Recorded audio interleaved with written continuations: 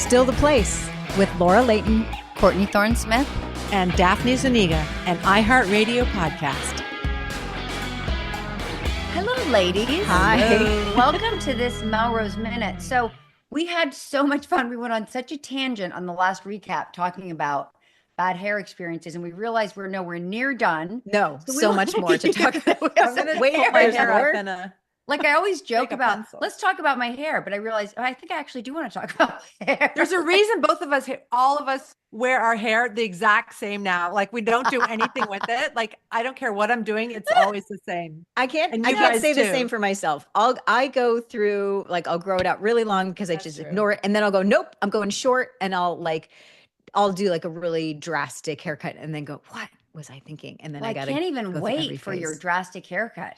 You start, Court, because you had this idea. What and came you had to mind? stories. What came to mind for me was when I did Ally McBeal, and I had this haircut. Shockingly, Wait, that haircut? but longer. It was, and also it was thicker because I was younger, and it was really long and full and just gorgeous. And they had this idea that I would cut my hair, and that my character Georgia would cut her hair, which, by the way, is why Georgie is named Georgie and not Georgia, because I thought that would sound insane to name her after a character I played on television. So that's my dog, by the way, for those of you who don't know. And it was a reveal. Like I walk into the office and I turn around, and I think it was when long hair was sort of out and short hair was coming in. So it was a very dramatic, like, cool thing. And I think that my husband, played by Gil Bellows, was flirting with Allie, played by Callista, and it was kind of my big dramatic moment. And I look back at the haircut, and it was awful. Like looked like Florence Henderson. It was sort of like a bowl, and then it flipped at the bottom. It's a bowl. And I remember at the time, though, it was cool. Remember the hairstyling magazines. Yeah. Oh, yeah. It was in every hairstyling magazine. And I look back, and it was horrifying. Just horrifying. And What then did the reviews say about it? Did they comment on your haircut? Like it was any in of the- every hairstyling magazine. Like now it looks to me like the John and Kate plus 8 hairdo. Like now it looks so ridiculous to me. But it was, and then I just went shorter and shorter and shorter till I had like Wow. a little pixie, and I loved it.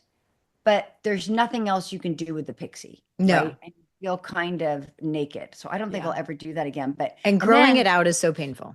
Yeah. So the idea was they would schedule it so that I would have long hair, and then there would be that moment I had short hair, but then they missed the schedule and I had to go back. So I had a long wig and a short wig, and it was Oh my such a God. nightmare. It was such a How did those nightmare. Yeah. wigs look? Did they look Terrible. good? They always look terrible. Oh, Because they're not going to spend money on a real hair wig, right? That Like just I have seems one of my mortifying. girlfriends hand weaves real hair wigs, and they're gorgeous, but they're thousands of dollars. They Like, are, they're not yeah. gonna do And that depending for on the a cheap production, shot. yeah, they might not be getting the highest Yeah, it's quality. not worth wigs. it for the filler while they're doing trying to figure out my hair. But I remember it was such a big deal. And I remember driving home from the hair salon and not feeling my hair. It was Yeah. all gone. yeah. I cut was my hair shocking. right before Melrose. That's why I come on Melrose with short hair. I played a serial killer or something, and I was You didn't want your hair Or to get in the something. way of the She's sort of murdering? I casually. played a serial killer, Something and like then I dressed like the victim. So that I had a blonde wig in it, which I thought, oh, I'm going to be blonde for a while. I looked horrible as a blonde. And I gave least it to it was my a niece wig. to play with. Yeah, and I had a red wig, and I was, Laura, you look great as a redhead. I looked horrible as a redhead. But then they finally cut it, and so short that they had to shave the back, because I was like a guy. I was pretending I was a man so that I wouldn't be caught as a woman, whatever. Anyway. Okay, I'm dying to see this movie. No, you're not. what No, is it's this terrible. movie? It was called The Chameleon. It was called The Chameleon. Chameleon. But at Writing any that rate, I down cut right my now. hair really short so that it was shaved back there. My boyfriend at the time loved it. Oh, But that's he nice. said, a lot of guys like the short hair. I've never had it since, but I had to grow it out. But I felt the same thing. My head was really light. Courtney, I don't know how short yours was, but it was like I Very. felt naked. I felt very kind of like, you're seeing everything. I can't hide anything, Yes. And then it slowly just grew out. And Okay, feel you guys very are describing exposed. you guys are describing haircuts that you're like feeling like were such dramatic changes. I feel like I go through that every 5 years anyway. Like I go from long to short and then Really? still have to like go through growing pains and grow it out. I'm constantly changing the length but my on-screen hair trauma, I had a couple. I did an episode, I think it was the Outer Limits. Remember that sci-fi? Of course. And I played twins. And so one twin had, long regular hair, and the other twin, I had this really short, like really pixie, like wig. And so that was, to make that story of two very different looking characters. And that was really jarring to see myself like that. But on Pretty Little Liars, I had to do a full scene in a bald cap, not What? completely head shaven. It was, yeah. So I win here in terms of, dramatic That's extreme. hair moment on screen. The bald cap was for a nightmare sequence that my character is in jail, and it's a nightmare sequence that my daughter's having about me being in an orange jumpsuit with my hair totally shaved. And there's like a fisheye lens moment where I'm screaming, terrified. I can't remember if it was my nightmare or hers, but anyway, you have to shoot the scene. So I'm in a full, like 100% bald and like fully committing to this like over the top nightmare, terror scream. Yeah. Like How my do they mouth do wide that? open. I can never figure out, because you have a lot of gorgeous hair. How do they make those look real? I'm It's fascinated by it. I'm crazy. always looking for the edge. Did it look real? It's How did crazy they do cool. it? Wow. Yeah. It's amazing how they don't never see the seam here. Yeah. I mean, it's just this tight bald thing. cap. I mean, they wind your hair really tightly underneath, and there's, I think, usually like a layer of something that holds it in first, Right. like a wrap first, and then the actual bald cap. And then there's makeup that goes over it that blends the seam, and it's glued. It's glued on your face, right around the edges.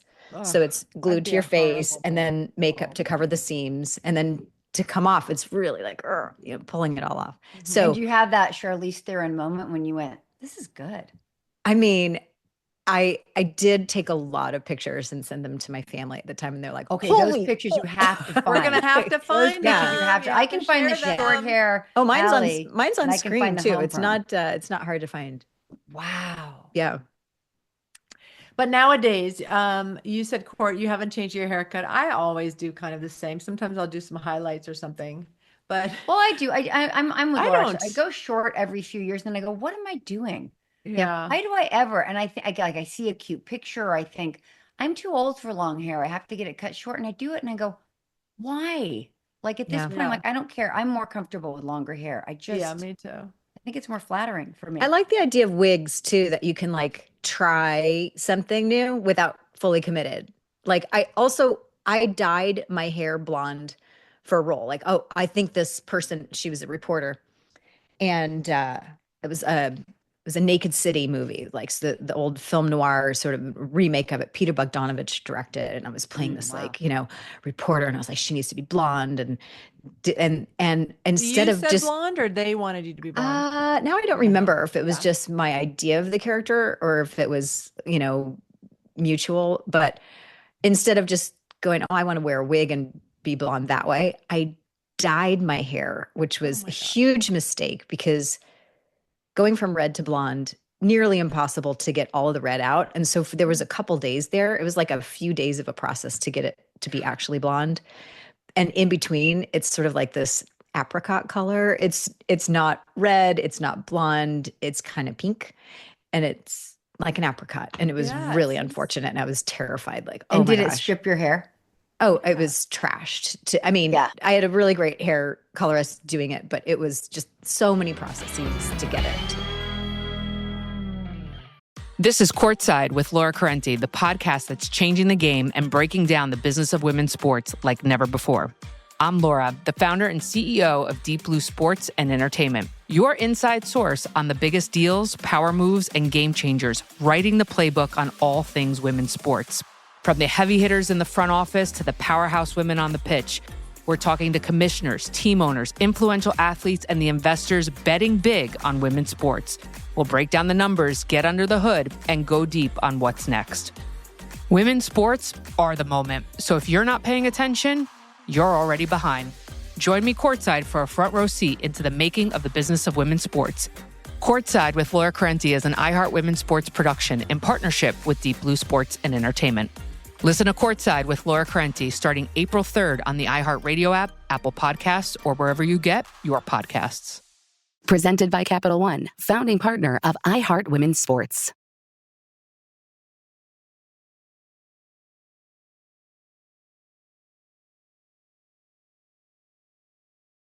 I'm Israel Gutierrez, and I'm hosting a new podcast, Dub Dynasty, the story of how the Golden State Warriors have dominated the NBA for over a decade. The Golden State Warriors, once again, are NBA champions. From the building of the core that included Klay Thompson and Draymond Green to one of the boldest coaching decisions in the history of the sport. I just felt like the biggest thing was to earn the trust of the players and let the players know that we were here to try to help them take the next step, not tear anything down. Today, the Warriors dynasty remains alive, in large part because of a scrawny 6'2" hooper who everyone seems to love. For what Steph has done for the game, he's certainly on that Mount Rushmore for guys that have changed it. Come revisit this magical Warriors ride. This is Dub Dynasty. The Dubs dynasty is still very much alive. Listen to Dub Dynasty on the iHeartRadio app, Apple Podcasts, or wherever you get your podcasts.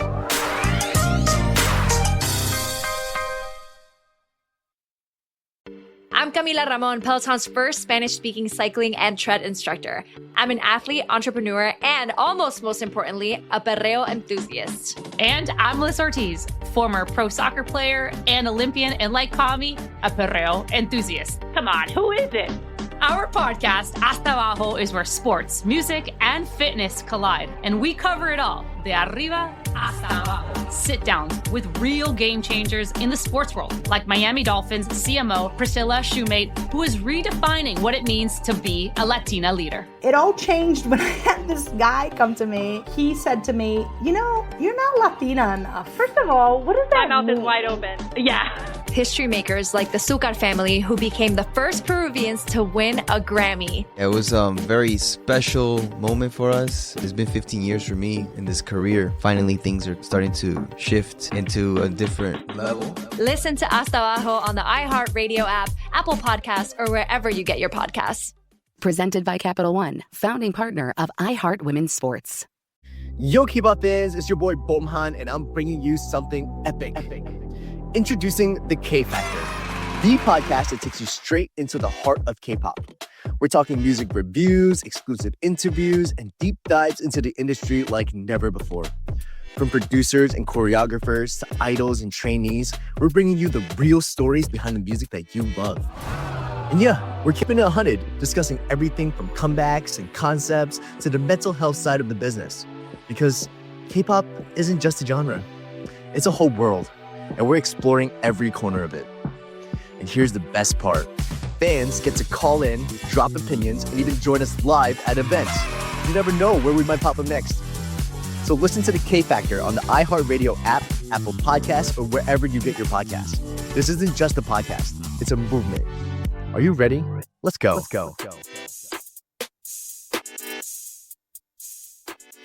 Are your ears bored? Yeah. Are you looking for a new podcast that will make you laugh, learn, and say ¿qué? Yeah. Then tune in to Locatora Radio Season 10 today. Okay. I'm Diosa. I'm Mala. The host of Locatora Radio, a radiophonic novela. Which is just a very extra way of saying a podcast. We're launching this season with a mini-series, Totally Nostalgic. A 4-part series about the Latinos who shaped pop culture in the early 2000s. It's Lala checking in with all things Y2K, 2000s. My favorite memory, honestly, was us having our own media platforms like Mundos and MTV3. You could turn on the TV, you see Thalia, you see J-Lo, Nina Sky, Evie Queen, all the girlies doing their things, all of the beauty reflected right back at us. It was everything. Tune in to Locatora Radio Season 10. Now that's what I call a podcast. Listen to Locatora Radio Season 10 on the iHeartRadio app, Apple Podcasts, or wherever you get your podcasts. When I got Melrose Place, I had brown hair because I dyed it brown to get smart girl roles because it was like and you remember this, Daph, because you got to play the smart girl. Yeah. So the smart girl was always brunette. The less smart girl was always blonde.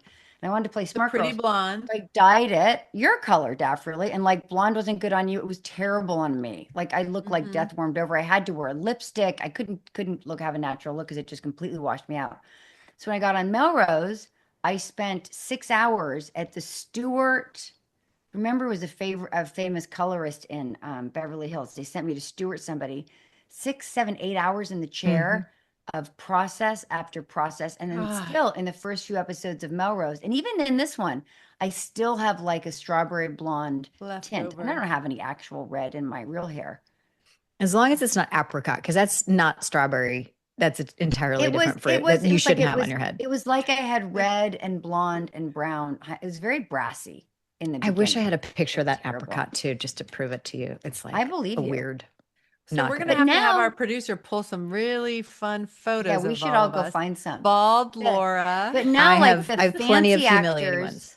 The fancy actors all do wigs. Like they don't even think of cutting or changing. The smart actors, really good wigs, do the wigs. Well, you have to be smart, but you also have to be fancy because you have to be. They have to be willing to pay for a good wig, a real hair wig. Otherwise, they just look terrible. Like there's, right? Yeah, for sure. All right, we'll find some good pictures just to. Oh my God. Yeah, just to prove that we're not making these stories up. Yeah. Yeah, the worst and best haircuts. Can we make it a competition? I'm just saying. We can. I think I'm or wigs we had to wear. There was a show where for some reason I wore this black wig that was like cut with a severe short cut to here. It was actually very pretty. I really felt like a different character. I could see that on you. Was that for a show? It was for a show, but it was like must have been a fantasy sequence. In a show. Oh, you know what it was, Daph? I played a serial killer. See? Just casually. Sexy, kinky serial killers. Yes, it was a serial killer. And when she killed, she wore all black. Because I guess that's what they do. I had a killing costume. And it was all black. Yeah. All right, we'll find that picture too. Oh boy. Yeah. The life of I don't want to say that everyone who wears a wig is a murderess, but it seems like we're seeing a real theme here. Laura, did you ever play a murderer? I think I probably killed a person or two. I think Sydney was definitely attempted murderer. I mean, she attempted a lot of I mean, there was nefarious murder and death happening in our very show that we're doing right now. I was adjacent to a lot of that sort of nefarious stuff. But well, weren't you digging Richard's grave? You and Josie was Jane we were trying to bury him. Richard. Yep, after you did killing bury him in self-defense. I think that was self-defense. I wouldn't call it like until the very last episode. I love that you're saying yes, we killed somebody, but self-defense. Yeah, it was self-defense, and technically he didn't die. So yeah, that was a great one. I don't remember what season that was, but can't even the wait. hand comes out of the grave. We're getting there. Amazing. We're getting there. Word. That was when Melrose was really fun. So exciting. All right, right, ladies, you guys. I think we should come on to our next recap wearing wigs. I have to go look through my boxes of photos. I've got wigs for the dogs, which apparently is weird. And one of my friends said, how many wigs is too many dog wigs to have? And I said, always one more than I have. I think now I have 5. Which God. That could objectively maybe be too many dog wigs. So if we did our next episode, I'll put up a picture of Georgie in a dog wig. All right. Okay. Yeah. Georgie should participate in our competition. If we do our next episode and we all just show up wearing a wig, are you going to wear a dog wig or a person wig? That's such I'm a not good wearing a question. wig. I don't have a person. Think about that. And then just we'll, to be clear, I'm not wearing a wig. No, I'll get one of those apps on the Zoom thing and I'll just put on a wig, like a little thing you can do online. Yeah, you guys watch out. I might actually show up wearing a wig. Okay. Yay. All right, guys. All right, on that note. So good to see you. Very fun. See you soon. Bye. I'm Israel Gutierrez, and I'm hosting a new podcast, Dub Dynasty, the story of how the Golden State Warriors have dominated the NBA for over a decade. The Golden State Warriors, once again, are NBA champions. Today, the Warriors dynasty remains alive, in large part because of a scrawny 6'2" hooper who everyone seems to love. For what Steph has done for the game, he's certainly on that Mount Rushmore. Come revisit this magical Warriors ride. Listen to Dub Dynasty on the iHeartRadio app, Apple Podcasts, or wherever you get your podcasts. Ever wonder what it would be like to be mentored by today's top business leaders? My podcast, This Is Working, can help with that. Here's advice from Google CMO Lorraine Toohill on how to treat AI like a partner. I see AI as an incredible co-pilot. You may use different tools or toys to get the work done, but AI is just the latest flavor of that. You're still the judge of what good looks like. I'm Dan Roth, LinkedIn's editor-in-chief. On my podcast, This Is Working, leaders share strategies for success. Listen on the iHeartRadio app, Apple Podcasts, or wherever you get your podcasts. Hey, I'm Dr. Maya Shankar. I host a podcast called A Slight Change of Plans that combines behavioral science and storytelling to help us navigate the big changes in our lives. I get so choked up because I feel like your show and the conversations are what the world needs, encouraging, empowering counter-programming that acts like a lighthouse when the world feels dark. Listen to A Slight Change of Plans on the iHeartRadio app, Apple Podcasts, or wherever you get your podcasts. I'm Camila Ramon. And I'm Melissa Ortiz. And our podcast, Hasta Abajo, is where sports, music, and fitness collide. And we cover it all, de arriba hasta abajo. This season, we sit down with history makers like the Zucar family, who became the first Peruvians to win a Grammy. It was a very special moment for us. It's been 15 years for me in this career. Finally, things are starting to shift into a different level. Listen to Hasta Abajo on the iHeartRadio app, Apple Podcasts, or wherever you get your podcasts. Presented by Elf Beauty, founding partner of iHeart Women's Sports. I'm Michael Casson, and on Good Company, we're talking to the rule breakers, trendsetters, and visionaries shaking up media, marketing, entertainment, and technology. In this episode, I sit down with Hollywood legend Jeffrey Katzenberg. I'm really excited about the new tools for filmmakers. I think that they are going to democratize great storytelling. Listen to the new season of Good Company starting April 23rd on the iHeartRadio app, Apple Podcasts, or wherever you get your podcasts.